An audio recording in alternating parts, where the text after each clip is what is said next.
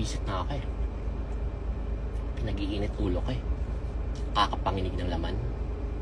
Parang dalawang teenager na hindi mo maintindihan. 1 minute. 2 minutes. Papasok pala iba eh. Kakainis eh. Visit na ako eh.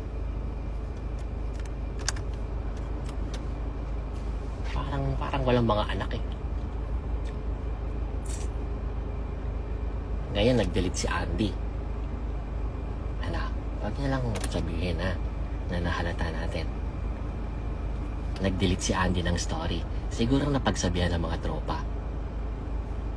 Siguro sabi ng mga friends niya, "Oh my God, Andy, you're so very emotional. We understand you. But you should calm down, you know. You should delete those posts." Ay, mali. You should delete those posts. Because maybe he will be on the bad light. Tama ba English ko? Basta mapasama siya. Bottom line, mapapasama lang siya dun sa mga story niya. So, anong ginawa niya? Dinelete niya. Delete. Tapos, iniwan lang niya yung isa. Nakita niya ba? Hindi niya pa nakikita. Dinelete niya. Wala na. Inunahan na natin ng screenshot. Tayo po ba mga bosang? Dami-dami ng mga pages na nag-post. Pero, dinelete niya. Siguro na-realize niya, oh my God, emotional lang ako kaninang tanga ko. Ito pa malupit dyan. Di ba? Hindi mo na dapat pinost pa. Mali. Ulit. Reset. Mali. Again. Hindi mo na dapat ginawa. Di ba? Yung pagkonsulta kay ChatGPT. Tama ba yun? Magkonsulta ka dyan sa ChatGPT. Hindi, talagang wala ka lang sa tamang hulog ng pag-iisip kasi very emotional ka. Dahil selos ka dito kay couple tattoo girl, di ba? Diba? So, anong point? Hindi mo na dapat ginawa. Pinost mo pa.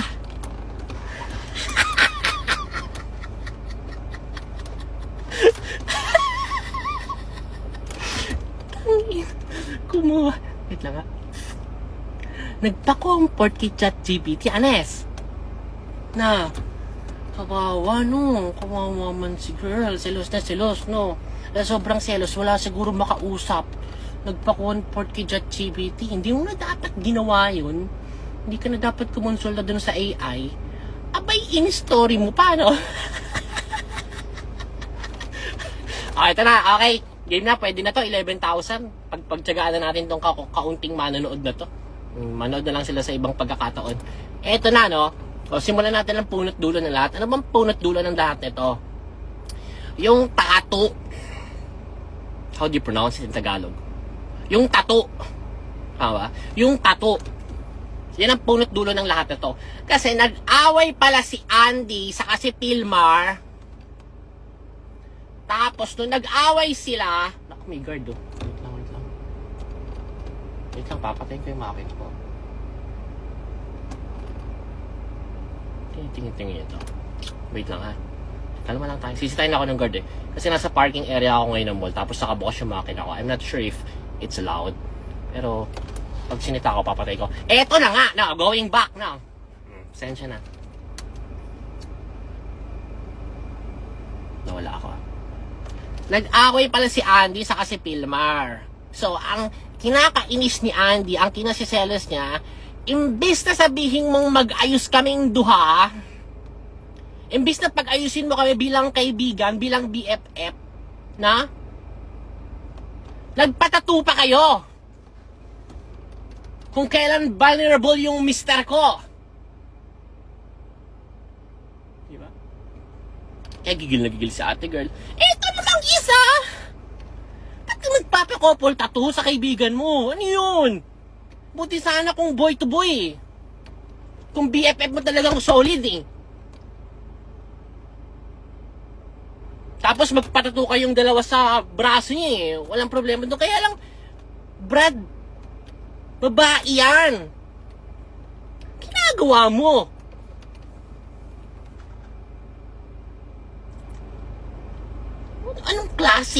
Anong klase o level ng pag-iisip ang meron ka para magpatato ka, magpa-couple tattoo ka sa kaibigan mong babae? Ano naman mararamdaman ng asawa mo? ka nag-iisip ba? May mga anak pa man din kayo?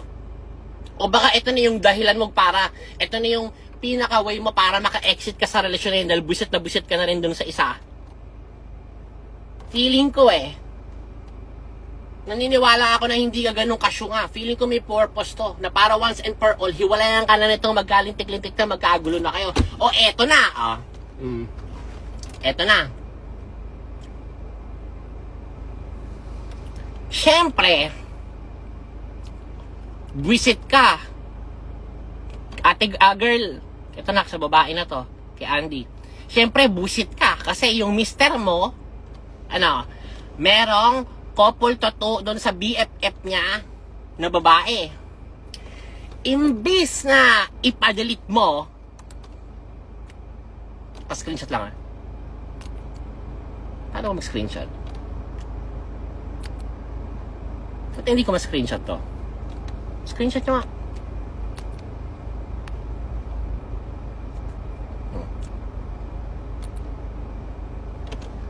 Dapat galit ako sa screenshot. Imbis na!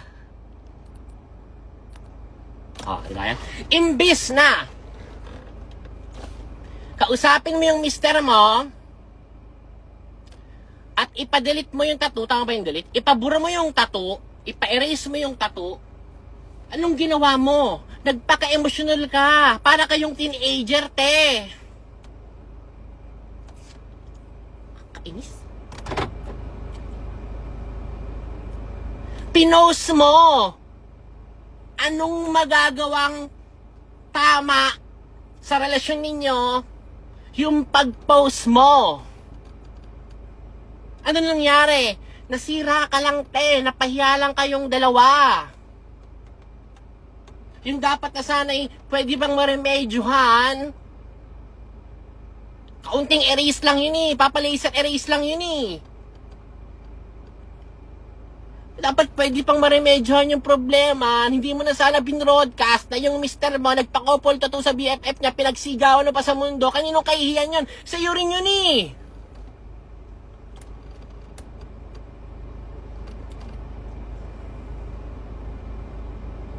Eto na. In-announce mo na nga. Nainis ka, nagpost ka, Nangyari na ang nangyari. Okay, given na yon. Ngayon, what's next? Sana, inayos mo yung post mo pagkagising. Anong ginawa mo, te? Inuna mo pa yung ChatGPT kausapin Kakainis. Kakagigil. Kakapanginig ng laban, nakakapikon. Imbis na ayusin mo, isettle mo kasi naging emotional ka kagabi. I-correct mo yung mali mo kagabi. Anong ginawa mo? Dahil kinausap mo yung ChatGPT, kinausap mo na nga yung ChatGPT, yung AI, pinost mo pa! Kakainis. Smile nga muna siyan. Makarakita yung binis mo.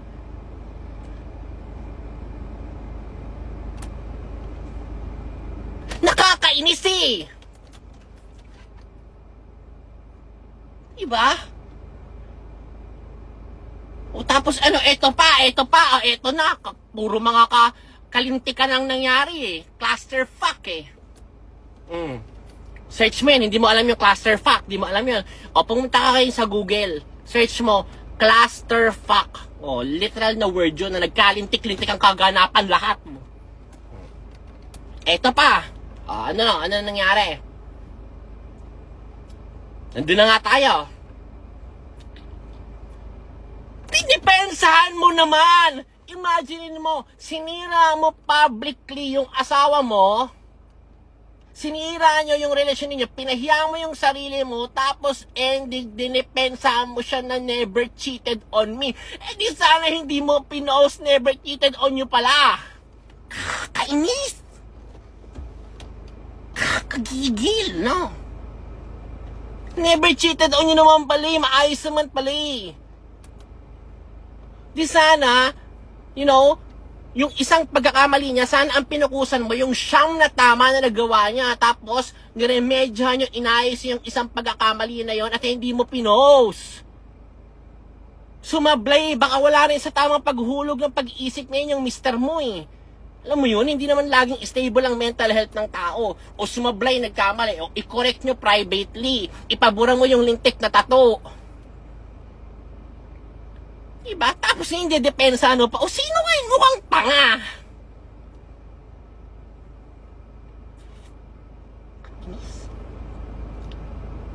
Diba? Kabwisit eh. Gigigil ako. Sino ngayon mukhang tanga? Ikaw! Ngayon mag-delete ka ngayon. Ewan ko sa inyo! Woo! Kakapang init ng ulo. Okay. Yun na yun, nailabas ka na. Woo!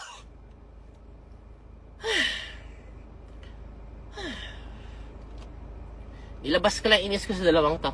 Bye-bye. Thank you sa panonood ha. Pasensya na kayo, nadamay pa kayo and I appreciate you all guys. Good night and happy weekend and God bless you all. How do I end this live? I don't know how. Can you teach me? Where should I click that one? Meron akong nakikitang X dito. Should I click the X? Para matapos na to or what? Walang end live eh. Paano ba tong Instagram? Inis. Sorry, nanginginig pa ako sa gigil. Oh. Should I press the X? Should I? Okay.